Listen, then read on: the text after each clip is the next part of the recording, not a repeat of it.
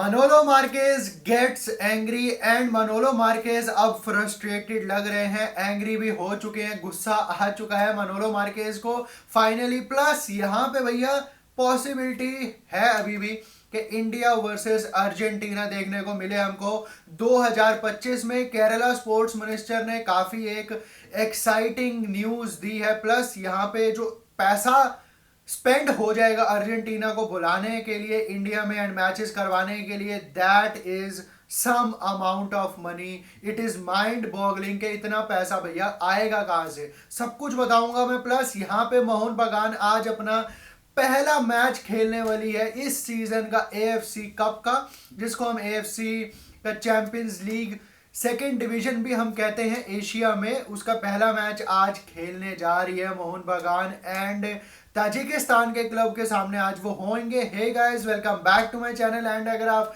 Channel पे पहली बार आए हो तो make sure subscribe to this channel, क्योंकि यहाँ पे आपको इंडियन फुटबॉल पे डेली रिलेटेड वीडियोस मिलती रहती हैं। सो मेक श्योर सब्सक्राइब यार। तो सबसे पहले बात कर लेते हैं भैया मोहन बगान की, ऑफ कोर्स, क्योंकि उनका मैच अब से कुछ ही देर में शुरू होने वाला है एएफसी कप में, जिसको हम चैंपियंस लीग 2 भी कहते हैं। एशिया की सेकंड डिवीजन जो है उसमें आज मोहन बगान फाइट करेगी अपने ही घर पे सॉल्ट लेक स्टेडियम में रवशान, जो कि एक क्लब है ताजिकिस्तान का, उनके अगेंस्ट।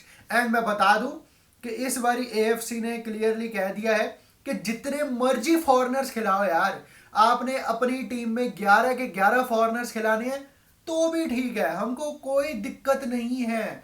भाड़ में जाए आपके होम ग्राउंड टैलेंट, आप सारी की सारी टीम उतार सकते हो एएफसी कॉम्पिटिशन्स में फॉरेनर्स की। तो यहाँ पे अब मोहन बगान की अगर मैं बात करूं फॉरेनर्स की, तो उनके पास 7 फॉरेनर्स हैं, उतार सकती है सारे के सारे मोहन बगान, बट वो सारे फिट भी होने चाहिए ऑफ कोर्स। जैसे कि जेमी मैकलेरन की अभी भी अनक्लियरिटी है कि वो स्टार्ट करेंगे कि नहीं करेंगे against the Tajikistan club. And continental stage पे हमारी इस वक्त सबसे बड़ी टीम एएफसी कप में जो हमारी शिरकत कर रही है, इकलौती टीम, वो है मोहन बगान। एंड देखने वाली बात अब ये है कि जोसे मोलिना की ये टीम क्या अपसेट कर सकती है, क्योंकि यहाँ पे अच्छी अच्छी टीम्स हैं अगर देखा जाए तो मोहन बगान के ग्रुप में। बट यस, फॉरेनर्स हम सारे खिला सकते हैं, तो ये एक एक्साइटिंग न्यूज हो सकती है। क्या पता हमारे पास ऐसे फॉरेनर्स हो मोहन बगान में जो एक्साइटिंग विंस या एक अपसेट, अगर मैं कहूँ हमारे ग्रुप में 1-2 अपसेट्स अगर कर दें तो क्या पता मोहन बगान चली भी जाए नॉकआउट्स में। Who knows, this is football, anything can happen here. But yes, 7:30 PM Indian standard time में आज मोहन बगान हमारा कॉन्टिनेंटल स्टेज पे, इंडिया का कोई क्लब खेल रहा है तो हमें सपोर्ट तो जरूर करना है, बट वो जीतेगा या नहीं जीतेगा, परफॉर्मेंसेज मोहन बगान की कैसे रहेगी, वो एक देखने वाली बात है। बाकी do let me know your predictions as well. But यहाँ पे अगर मैं बात करूं भैया अब अर्जेंटीना की, तो भैया केरला के स्पोर्ट्स मिनिस्टर अब्दुल रहमान ने कह दिया है कि हम गए थे अर्जेंटीना की डेलीगेशन से बात करने स्पेन में, उन्होंने मंजूरी भी दे दी है कि नवंबर के फर्स्ट वीक में यहाँ पे आएगी अर्जेंटीना की डेलीगेशन। एंड यहाँ पे वो केरला में इंफ्रास्ट्रक्चर देखेंगे, इंस्पेक्शन करेंगे कि कहाँ पे मैचेस हो सकते हैं, नहीं हो सकते हैं, ठीक भी है ग्राउंड्स के नहीं है, कौन से स्टैंड्स में कितना काम करवाना है, कितना नहीं करवाना है, सारी सेफ्टी कंसर्न्स आके वो देखेंगे। बट यहाँ पे जो स्पोर्ट्स मिनिस्टर है केरला के, उन्होंने कहा है कि हमको सरकार से, गवर्नमेंट से 100 करोड़ रुपए चाहिए होंगे। यस, 100 करोड़ चाहिए होंगे हमको सरकार से, ताकि हम अर्जेंटीना के साथ मैच करवा पाए। एंड एलोकेट करवाने पड़ेंगे हमको सरकार से 100 करोड़ रुपए। वेल, टू बी ऑनेस्ट, काफी लोग कमेंट सेक्शन में आके कहेंगे कि हमें कोई जरूरत नहीं है अर्जेंटीना को बुलाने की, हमें कोई जरूरत नहीं है 100 करोड़ रुपए अर्जेंटीना को बुला के उनके ऊपर खर्च करने की, हमको अकेडमीज बनानी चाहिए, स्टेडियम अच्छे करने चाहिए, ग्रास रूट पे लगाने चाहिए वो 100 करोड़। आई नो, अगर आप दिमाग से सोचो तो 100 करोड़ ऐसे ही इन्वेस्ट होने चाहिए हैं ग्रास रूट पे, अकेडमीज पे, प्रॉपर फुटबॉल स्टेडियम्स बनाने में। ये एक बिल्कुल लॉजिकल रीजनिंग होगी कि 100 करोड़ रुपए हमें कहां पे लगाने चाहिए। Yes, I am absolutely agreeing with your statements, but अब दिमाग से सोचो कि क्या 100 करोड़ हमारी अकेडमीज में खर्च होंगे या मिनिस्टर्स की पॉकेट्स में जाएंगे। First issue. सेकंड इशू, क्या हमारी अकेडमीज जब बन जाती हैं तो उसमें ठीक तरह से काम होता है। Second issue. अगर इसमें मैं थर्ड इशू अपना जोड़ूं वो ये है कि क्या हमारी जो अकेडमीज हम बनाते हैं फुटबॉल की उसमें मेरिट बेस्ड पे सिलेक्शन होती है। We all know the answers, to be honest ये हम सबको पता है कि फैक्ट्स है ये कि मेरिट बेस पे सिलेक्शन नहीं होती है। हमारी अकेडमीज जो बनती भी हैं फुटबॉल की उनका ढंग से ध्यान नहीं रखा जाता है। आधे से ज़्यादा पैसे मिनिस्टर्स खा जाते हैं, अपने पॉकेट्स में रखते हैं। एंड 100 करोड़ क्या सरकार एलोकेट करेगी भी अर्जेंटीना के लिए, वो एक देखने वाली बात है। बट 100 करोड़ ग्रास रूट पे इन्वेस्ट करना एक लॉजिकल रीजनिंग हो गई। बट हमारी एकेडमीज हम सबको पता है जो हम बनाते हैं ठीक से नहीं ख्याल रखा जाता उनका। पिच की कंडीशंस इतनी वर्स हो जाती हैं 3-4 महीने में ही बनने के बाद। एकेडमीज में सिफारिश चलती है, रेफरल्स चलते हैं, पॉलिटिशियंस के लिंकअप्स चलते हैं कि इनको डालो एकेडमीज में, इनको आगे बढ़ाओ। We all know the truth behind Indian football. And जितने भी पैसे इन्वेस्ट होते हैं इंडियन फुटबॉल में इससे ज़्यादा भी हुए हैं कई बारी, 200-200 करोड़, 300-300 करोड़ आए दिन पिछले कुछ सालों की अगर हम हिस्ट्री उठा के देखें। बट यहाँ पे अगर हम अर्जेंटीना को बुलाते हैं तो क्या क्या फायदे हो सकते हैं उसके।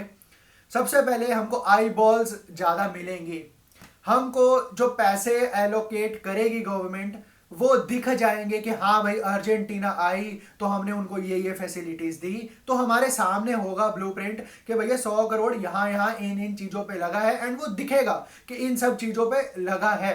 प्लस यहाँ पे AIFF को, इंडियन फुटबॉल के एडमिनिस्ट्रेटर्स को एक आई ओपनर भी मिल सकता है।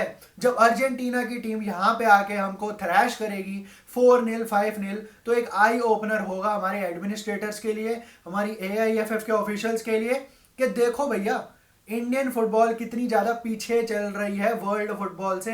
एंड यहाँ पे अगर हम अपनी कंट्री में मेसी को देख सकते हैं लाइफ टाइम में खेलता हुआ, लोग कहेंगे कि हमने वेनेजुएला के अगेंस्ट देखा हुआ है सॉल्ट लेक स्टेडियम में 2011-12 में जब आई थी अर्जेंटीना एंड उसमें मेसी भी आए थे, तो कोई ज़रूरत नहीं है। बट कम ऑन, 10-12 साल हो चुके हैं उस चीज़ को। उस टाइम वर्ल्ड चैंपियंस नहीं थी अर्जेंटीना। प्लस हम सबको पता है कि ग्रास रूट पे इन्वेस्ट करना वो सिर्फ एक ढोंग होता है। इन्वेस्ट होते हैं थोड़े से पैसे बट एकेडमीज का और इन सब का ध्यान नहीं रखा जाता है, फिर बाद में कोई हमको टैलेंट्स नहीं निकल के मिलते हैं। बट यस, आई ओपनर एक हो सकता है अगर हम अर्जेंटीना को ले आए इंडिया में, वो भी 2 मैचेस के लिए। एंड एक मैच के लिए तो समझ आता कि 100 करोड़ वर्थ नहीं है, बट अगर 2 मैचेस खेल रही है यहाँ पे अर्जेंटीना, बस देखने वाली बात यह है कि क्या केरला 11 के अगेंस्ट हम खेलेंगे, क्योंकि केरला सुपर लीग भी चल रही है केरला में। तो क्या पता लोग कहेंगे कि अर्जेंटीना वर्सेस केरला 11 कर दो या ISL 11 कर दो। बट आई वांट कि नेशनल टीम हमारी खेले अर्जेंटीना के सामने। बट ये 100 करोड़ अभी गवर्नमेंट एलोकेट करेगी या नहीं करेगी वो एक अपने आप में बड़ा टास्क है। बट यहाँ पे अगर मैं बात करूँ मानोलो मार्केस की, तो भैया वो फ्रस्ट्रेट हो चुके हैं क्योंकि कल वो हार चुके हैं जमशेदपुर FC से। खालिद जमील की 90+ स्टॉपेज टाइम में उनको गोल मारा जमशेदपुर FC की टीम ने एंड 2-1 से खालिद जमील की टीम ने मनोलो मार्केज की FC गोवा को हरा दिया। जिसके बाद मनोलो मार्केज ने कहा कि जब से मैं इंडिया में आया हूं इतना एंग्री मैं कभी भी नहीं हुआ हूं। अब सबको पता है कि ये एंग्री जो उनके इश्यूज अब आ रहे हैं, एंगर इश्यूज, ये कहाँ से आ रहे हैं, ये कहाँ से पैदावार हो रही है इन इश्यूज की। नेशनल टीम जॉब प्लस यहाँ पे FC गोवा की क्लब जॉब भी वो कर रहे हैं। मॉरिशियस वाला मैच ड्रॉ, सीरिया वाला मैच हम हार गए, FC गोवा का पहला मैच मनोलो मार्केज हार गए। तो ये बिल्कुल एक अच्छी स्टार्ट नहीं हुई है मनोलो मार्केज की। एंड अब प्रेशर दिख रहा है उनके ऊपर। लोग कहेंगे कि FC गोवा अच्छा खेली बट वो अनलकी थे, फिनिशिंग उनकी अच्छी नहीं थी, they deserve to lose. But आगे आने वाले मैचेस में जीत जाएगी FC गोवा, जीत जाएगी, वो एक फ्यूचर है। बट जो फ्रस्ट्रेशन अब बिल्डअप हो रही है मनोलो मार्केज के अंदर वो हम सबको दिख रही है एविडेंटली कैमरा स्क्रीन्स पे, हमारी टेलीविजन स्क्रीन्स पे। एंड अगर रिजल्ट्स नहीं जाने शुरू हुए FC गोवा के, मनोलो मार्केज के हक में एंड इंडियन नेशनल टीम के भी पॉजिटिव्स अगर नहीं निकले आने वाले टाइम में, तो हो सकता है कि मनोलो मार्केज आने वाले टाइम में FC Goa and Indian national team दोनों से ही हाथ खो बैठे हैं अपने, क्योंकि पहली बारी वो किसी नेशनल टीम को मैनेज कर रहे हैं। It's not an easy job, ये मैंने पहले भी कहा था। एंड वो फ्रस्ट्रेशन उनको दिख रही है बिल्डअप होती हुई उनके ऊपर, वो प्रेशर दिख रहा है उनके ऊपर अब। बाकी लेट्स होप कि वो एफसी गोवा के साथ भी पॉजिटिव रिजल्ट्स निकाले going into the international break, क्योंकि कई बार मूड अगर नहीं अच्छा हुआ, दिमाग नहीं चल रहा हुआ हमारे कोच का, तो फिर वो नेशनल टीम में भी रिफ्लेक्ट हो सकती हैं वो सब चीज़ें। बाकी do let me know your thoughts regarding मनोलो Marquez, regarding Argentina in India, क्या उनको आना चाहिए, क्या नहीं आना चाहिए। प्लस मोहन बगान को आप कहाँ पे जाता हुआ देख रहे हो इस बार एएफसी कप में, क्या वो नॉकआउट्स में जाएंगे या नहीं जाएंगे? Do let me know that also in the comment section. तो यही थी आज की वीडियो, अगर आपको पसंद आई हो तो लाइक शेयर एंड सब्सक्राइब जरूर कर देना। Till then peace out.